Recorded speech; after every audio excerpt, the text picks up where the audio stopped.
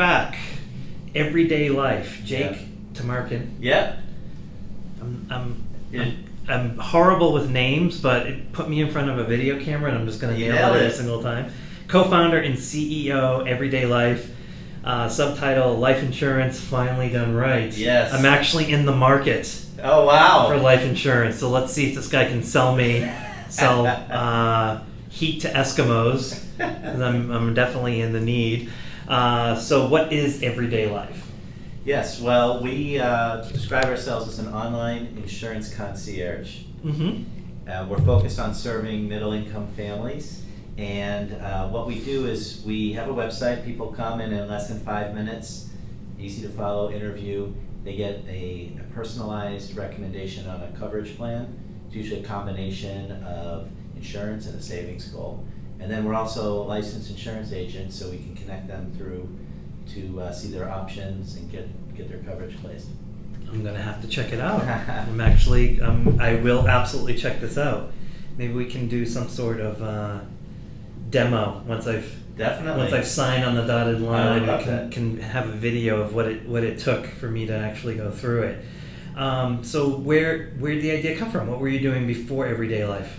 Well, I had a successful Wall Street career, and Are you a New Yorker? Yes, yeah. Okay. I actually moved to Boston 2 years ago, which has been very tense for my kids. I have to tell you, the gentleman that was in before you said the Maple Leafs were going to win tonight. Do you believe that? Are you a New Yorker as well? No, we're Bostonians. Bostonians. Oh, okay. Oh, wow. Okay. Yeah. Good. Okay, good.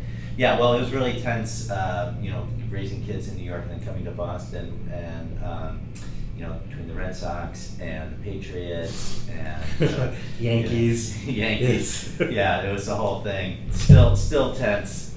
But anyway, so what happened for me was I was switching jobs. I ended up needing to go and buy life insurance on the individual market for the first time.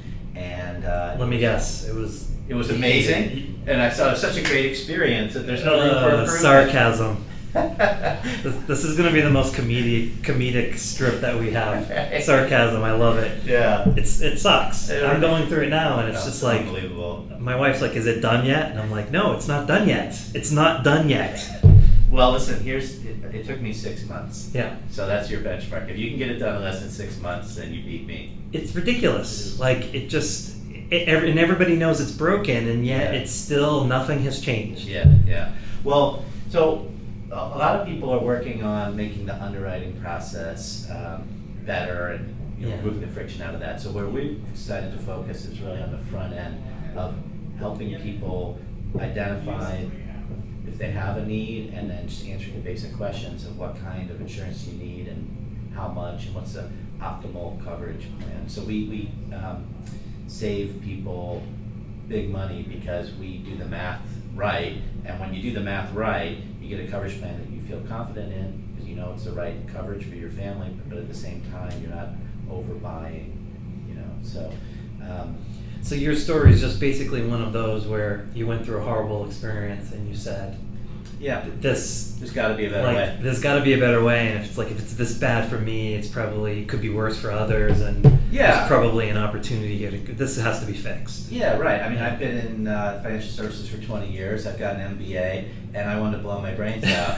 And so, no wonder why regular people are struggling with this stuff. Yeah. And so anyway, that's our mission, and that's what we're working toward. That's great. The Accelerator, how did you get involved?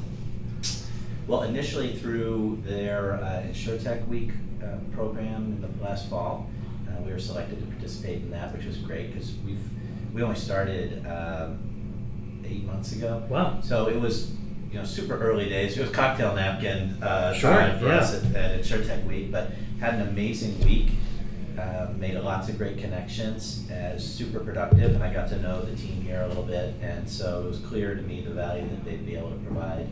And so we were thrilled when we applied to get selected, and been off to the races. So, talk about the evolution. 8 months. Let me guess. Today is very different than the napkin. That's right. Yeah. Initially, we were a food delivery service selling donuts on demand, and we pivoted. Sarcasm. enough times to end up like, it's a very natural pivot. Yeah. Really. Donuts. This can't be good for you. Right. No, I would say most of last year was about beating our heads against the wall that is the industry itself, trying to convince them to change their products. We still have some ideas for new products that we think will be great. But basically the industry said to us, that's cool, dude, but why don't you show us you know how to generate some business and get some volume going, and then maybe we'll talk and invest the considerable time and resources it takes to build a new product. So we heard eventually, after you can only bang your heads against the wall for so long, bringing new products to market in the insurance space, as you know, can take years. So we want to make an impact now. So what we did was we went back to the drawing board and came up with an approach where we can use off-the-shelf products but still deliver significant value for our customers. Yeah. Can you talk about how helpful your background has been? So I see one of two things happen. You have a tech person who comes into insurance and their naivete is helpful because they don't accept the status quo. Right. But then they run into a brick wall that is the status quo that they cannot barrel through. And then there are people with life experience who might be more inclined to accept things, traditional things, and not think grand scheme and just sort of accept it. But they're centered and they know that's a brick wall. I'm not going to go through that. I'm going to build a door through the other side. So could you talk about the pros and cons of your background? Yeah. Well, I actually feel really fortunate because there's two of us, and my co-founder and I are very complementary. Her name? Her name, Dipali Trivedi. She's the technology brains behind the operation. And so between those, I've got the business background, she's got the technology background. I know where the brick walls are, and she's a savvy enough shopper to know which one she wants to smash through first. So we have really invigorating and I think healthy debates about where we should be going but ultimately we're both centered from the perspective of our own experiences as customers and what would we like to see and what do we need to see. We've been talking to a lot of people that we think make up our target market, who would get the most value out of this, and we're trying to listen to them.